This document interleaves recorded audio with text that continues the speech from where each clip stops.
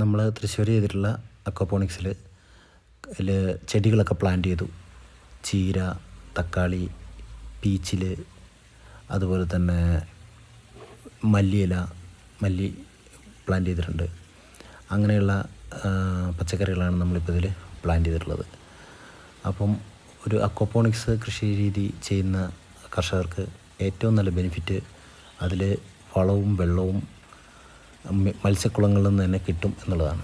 അതുപയോഗിച്ചുകൊണ്ട് തന്നെ നല്ല ശുദ്ധമായിട്ടുള്ള പച്ചക്കറികളും ലീഫി വെജിറ്റബിൾസും നമ്മുടെ വീട്ടിൽ തന്നെ നമുക്ക് ശുദ്ധമായ രീതിയിൽ ഉണ്ടാക്കിയെടുക്കാം. അതോടൊപ്പം തന്നെ നല്ല ശുദ്ധമായിട്ടുള്ള മത്സ്യത്തെയും കൃഷി ചെയ്യാൻ പറ്റും എന്നുള്ളതാണ് ഈ കൾച്ചറിൻ്റെ ഒരു ഗുണം.